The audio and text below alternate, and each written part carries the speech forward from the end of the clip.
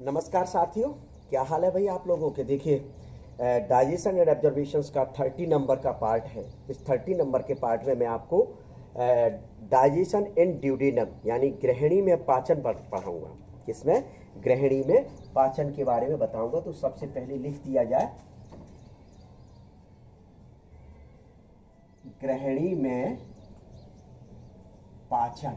लिख दिया गया गृहिणी में पाचन। इसको यहाँ इंग्लिश में लिख दिया जाए, डाइजेशन इन ड्यूडेनम। तो भाई ड्यूडेनम में डाइजेशन कैसे होता है, किन एंजाइम्स के द्वारा होता है, कौन कौन से जूस इसमें पाए जाते हैं, ये सारी चीज़ें इसमें बताई जाएंगी।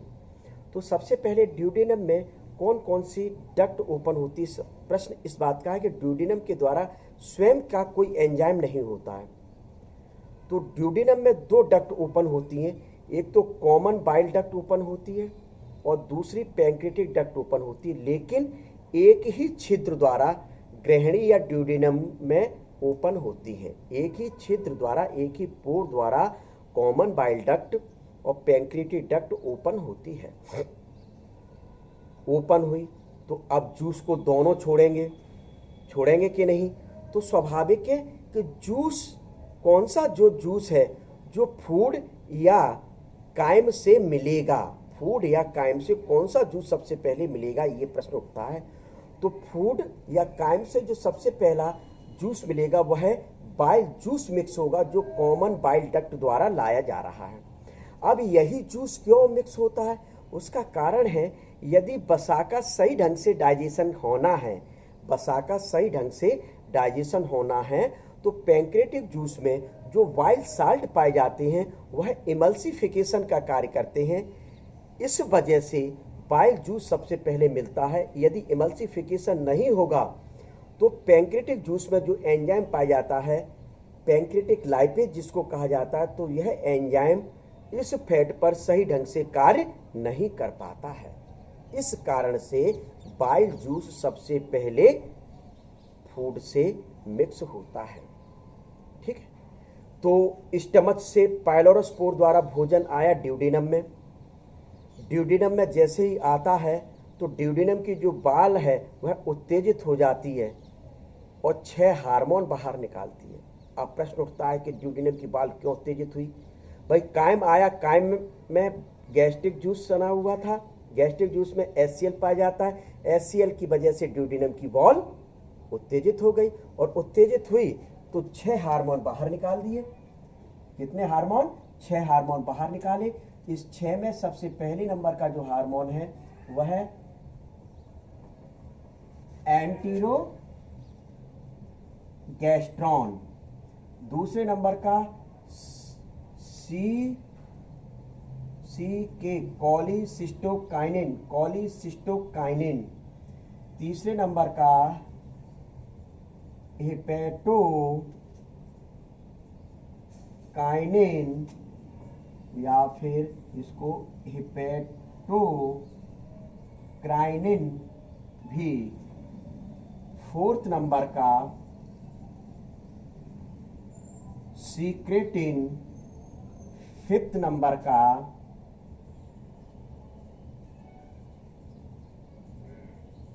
पैंक्रियोजाइमिन और 6 नंबर का एंटीरोकाइनिन या फिर इसको एंटीरोक्राइनिन भी। तो देखिए ये 6 हार्मोन ड्यूडेनम की वॉल के द्वारा सीक्रेट किए जाते हैं। विशेष ध्यान यहाँ रख लें, ड्यूडेनम की वॉल के द्वारा किसी प्रकार का कोई एंजाइम सीक्रेट नहीं होता है। तो एक एक करके फंक्शन पढ़ेंगे। एंटीरोगेस्ट्रॉन गैस्ट्रिक जूस को बंद करने का कार्य करता है। जो गैस्ट्रिक जूस का जो सीक्रेशन हो रहा है उसको बंद करने का जो कार्य करता है वह एंटीरोगेस्ट्रॉन करता है। कॉलीसिस्टोकाइनिन गाल ब्लैडर के संकुचन का कार्य करता है, गाल ब्लैडर के कॉन्स्ट्रिक्शन का जो कार्य करता है वह सीसी के कॉलीसिस्टोकाइनिन करता है। क्यों? क्योंकि गाल ब्लैडर में बाइल जूस स्टोर रहता है, वह बाइल जूस बाहर निकले इसके संकुचन को प्रेरित करता है सीसीके। हेपेटोकाइनिन या हेपेटोकाइनिन यह लिवर से बाइल जूस के सीक्रेशन को प्रेरित करने का कार्य करता है। लिवर से बाइल जूस के सीक्रेशन को प्रेरित करने का कार्य हेपेटोकाइनिन द्वारा किया जाता है। सीक्रेटिन पैंक्रियाटिक जूस के सीक्रेशन को प्रेरित करता है। पैंक्रियाटिक जूस के सीक्रेशन को प्रेरित करता है, अर्थात दूसरी लैंग्वेज में कह सकते हैं कि पैंक्रियाज के संकुचन को प्रेरित करने का कार्य करता है। पैंक्रियोजाइमिन, जो पैंक्रियाटिक जूस सीक्रेट हुआ उसमें जो एंजाइम पाए जाते हैं, उस एंजाइम की कंसंट्रेशन या सांद्रता को बढ़ाने का जो कार्य किया जाता है वह पैंक्रियोजाइमिन द्वारा किया जाता है। वह कार्य किसके द्वारा किया जाता है? पैंक्रियोजाइमिन के द्वारा किया जाता है। फिर एंटेरोकाइनिन या एंटेरोक्राइनिन जो हार्मोन होता है, यह जो हार्मोन है वह स्मॉल इंटेस्टाइन का जो इलियम वाला भाग होता है, उस इलियम वाले भाग के रस को सीक्रेशन को जो करता है संकुचित, तो वह कौन करता है? एंटेरोकाइनिन या एंटेरोक्राइनिन करता है, अर्थात सक्कस एंटेरिकस आंतरिक रस या इंटेस्टाइनल जूस जो होता है उसके सीक्रेशन को प्रेरित करने का कार्य एंटेरोकाइनिन या एंटेरोक्राइनिन द्वारा किया जाता है। तो ये 6 हार्मोन जो है वह ड्यूडेनम की वॉल के द्वारा सीक्रेट हुए थे। तो इसके बाद आता है कि आपका, जैसा भी मैंने बताया था, कि बाइल जूस फूड या काइम में सबसे पहले मिक्स होता है। तो आप और हम लोग सबसे पहले बाइल जूस को पढ़ेंगे। पित्त रस, तो पित्त रस सभी को ये पता है कि वही मतलब आपका सबसे पहले पीएच मान पढ़ेंगे, तो पीएच मान 7.7 के लगभग होता है। इसकी जो क्वांटिटी होती है वह 600 से 1000 ml पर डे होती है, यानी कि पर डे जो सीक्रेट होता है बाइल जूस कितना होता है? 600 से 1000 ml, 600 से 1000 ml लगभग सीक्रेट होता है। यह ह्यूमन में पीले रंग का, येलो कलर का होता है, और खरगोश में यह हरे रंग का होता है। किस रंग का होता है? हरे रंग का मुख्य रूप से होता है। और टेस्ट जो इसका होता है वह कड़वा होता है। टेस्ट कैसा होता है? इसका कड़वा होता है। ये एक जनरल नॉलेज टाइप की मतलब सामान्य जानकारी है पित्तरस की। अब पित्तरस में कौन कौन सा पार्ट पाया जाता है, कौन कौन से पदार्थ पाए जाते हैं, तो सबसे पहले आप और हम लोग बता देते हैं कि 92% के लगभग पानी आता है, वाटर आता है। कितना? 92%।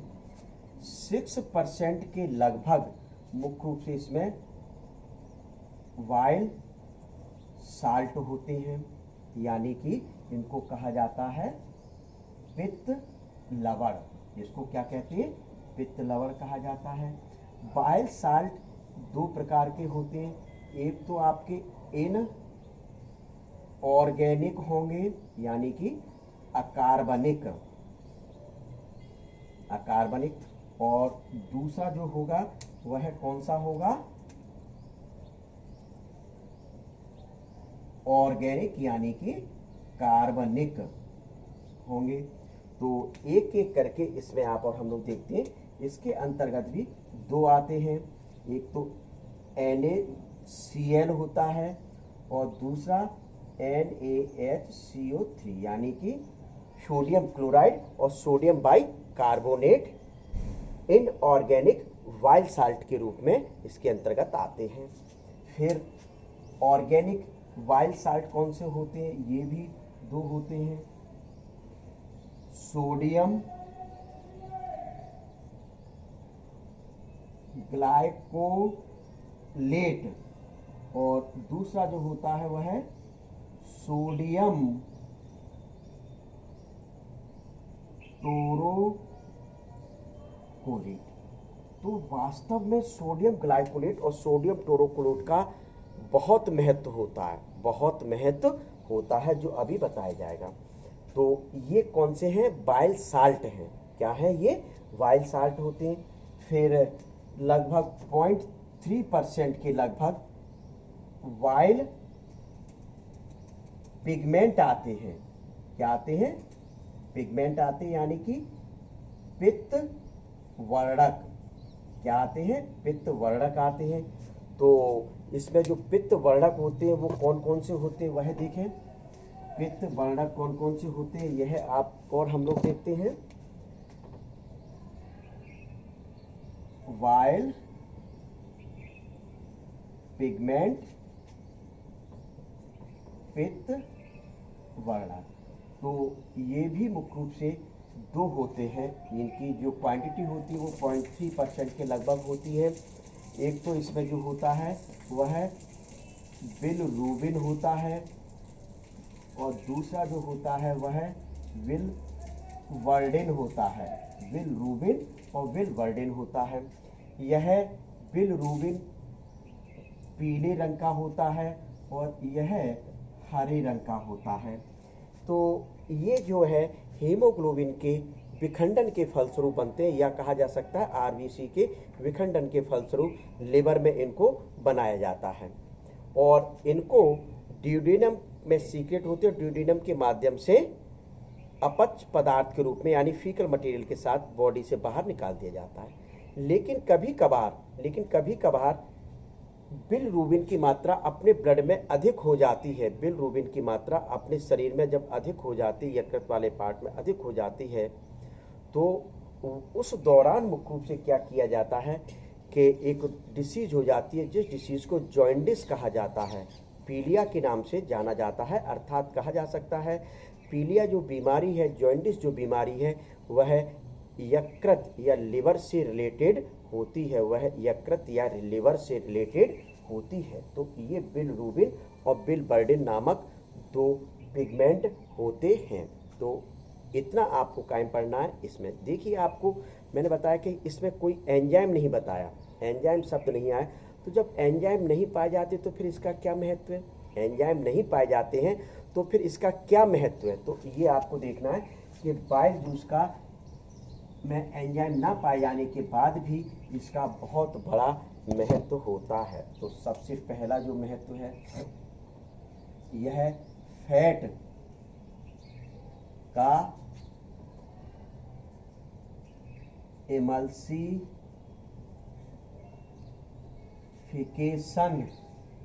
करता है।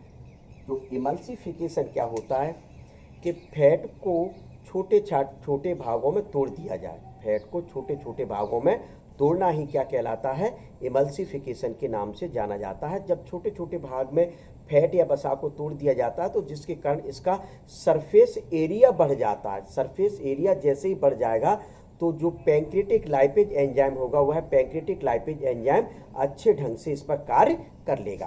तो पहला फंक्शन ये होता है। दूसरा जो फंक्शन होता है वह फैट सॉल्युबल जो विटामिन होती हैं।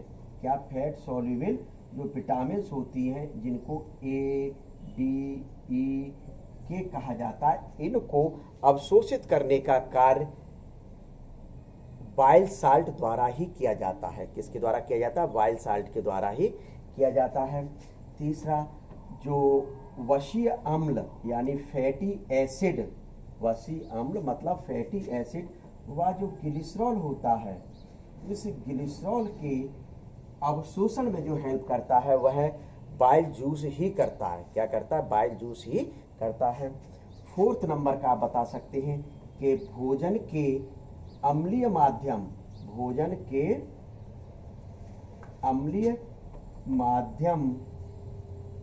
को क्षारीय बनाने का कार्य इसी बाइल जूस के द्वारा किया जाता है। अर्थात कैसे क्या बता सकते हैं कि जो अम्ल यानी एसिड, भाई स्टमक से भोजन आया था तो वहाँ मैंने पीएच बताया था 1.5 से 3.5 पाया जाता है, यानी HCl पाया जाता। तो जिसके कारण मुख्य रूप से क्या होता है कि वहाँ जूस का नेचर कैसा था? अम्लीय था।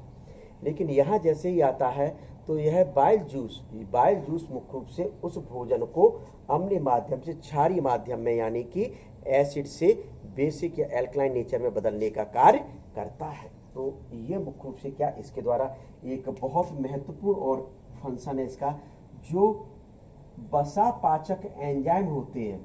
कौन से एंजाइम? वसा पाचक यानी कि फैट डाइजेस्टिव जो एंजाइम है, उन फैट डाइजेस्टिव एंजाइम को एक्टिव करने का कार्य बाइल जूस द्वारा ही किया जाता है, बाइल जूस द्वारा ही किया जाता है। तो इतने फंक्शन आपको कहीं पढ़ना है बाइल जूस में। देखिए कोई एंजाइम नहीं है, उसके बाद भी मुख्य रूप से ये महत्वपूर्ण कार्य इसके द्वारा किए जा रहे हैं। यदि ये कार्य नहीं होंगे, सबसे महत्वपूर्ण कार्य कि यदि यह कार्य नहीं होगा तो वसा का पाचन सही ढंग से नहीं हो पाएगा। इस वजह से कहा जाता है कि बाइल जूस का बहुत बड़ा महत्व होता है। तो ये आपका क्या है? Bile juice. अब इसके बाद जो आता है वह दूसरी जो नलिका खुलती थी, वह कौन सी नलिका खुलती थी ड्यूडेनम में? Pancreatic duct. कौन सी खुलती थी? Pancreatic duct. तो पैंक्रियाटिक डक्ट द्वारा कौन सा जूस ले जाया जा रहा है?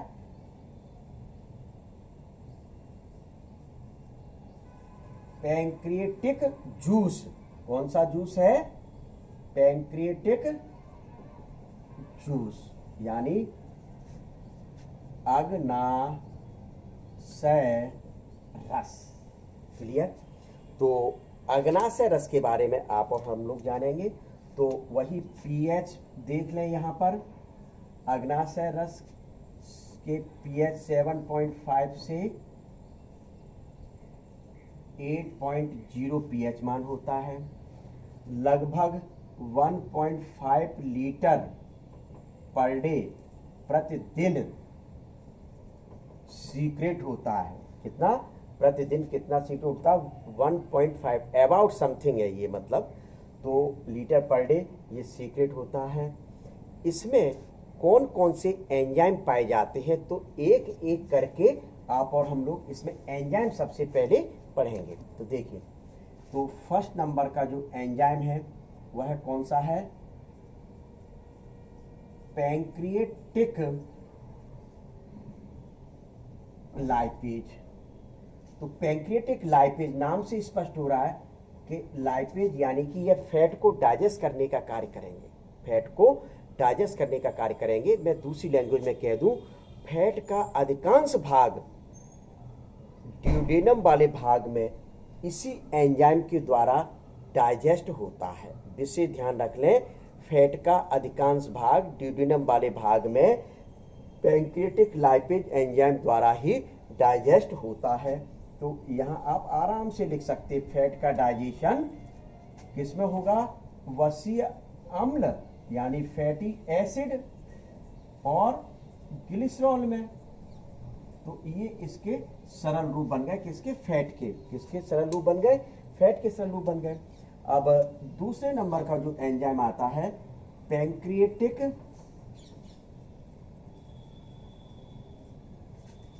एमाइलेज। अब एमाइलेज के नाम से स्पष्ट हो रहा है। तो ये जो एंजाइम होगा, ये एंजाइम आपके सीधे सीधे जो स्टार्च है फूड में और जो ग्लाइकोजन है उसको सरल रूप में डाइजेस्ट करने का कार्य करता है। अर्थात पैंक्रियाटिक एमाइलेज एंजाइम द्वारा स्टार्च और ग्लाइकोजन को डाइजेस्ट किया जाता है और उसके सरल रूप में बदल दिया जाता है। तो इस प्रकार से ये दूसरा नंबर का एंजाइम। अब तीसरे नंबर का जो एंजाइम आता है वह कौन सा होगा? प्रोटियोलाइटिक। प्रोटियोलाइटिक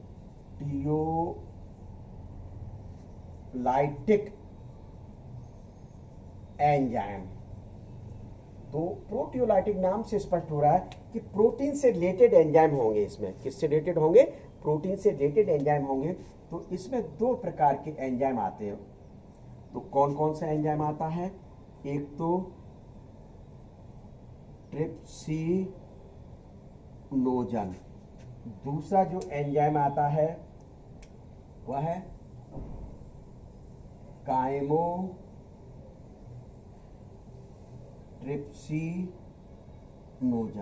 लेकिन ये दोनों एंजाइम इनएक्टिव फेज में सीक्रेट होते हैं पैंक्रियाज के द्वारा। इनएक्टिव फेज में तो इनको जो सक्रिय किया जाएगा, या इनको जो सक्रिय किया जाएगा वह है इलियम वाले भाग द्वारा एक एंजाइम सीक्रेट होता है जिसको एंटीरोकाइनेज कहा जाता है। क्या? एंटीरोकाइनेज कहा जाता है। तो एंटीरोकाइनेज ट्रिप्सिनोजन और काइमोट्रिप्सिनोजन को सक्रिय अवस्था में बदल देते हैं, और इनकी सक्रिय अवस्था क्या होती है? ट्रिप्सिन और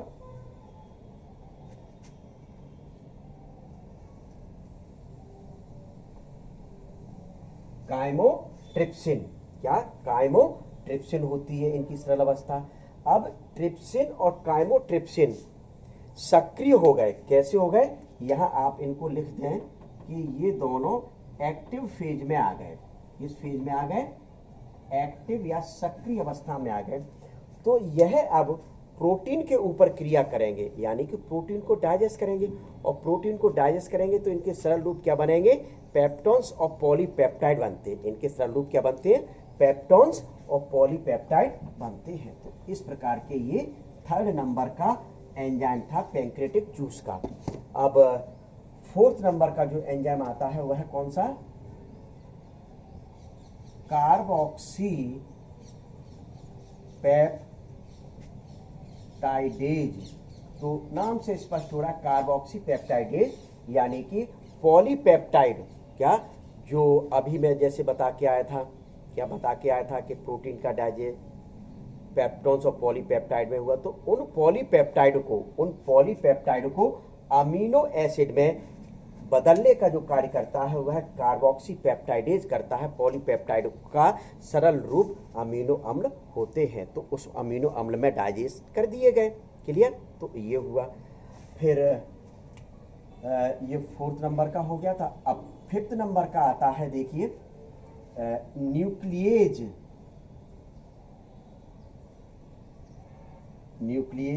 तो ये तो न्यूक्लिएज में दो प्रकार के होते हैं। न्यूक्लिएज में कौन से होते हैं? दो प्रकार के। एक तो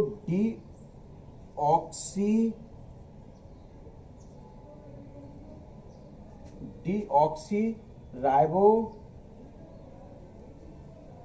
न्यूक्लिएज, और दूसरा जो रहता है वह कौन सा है? राइबो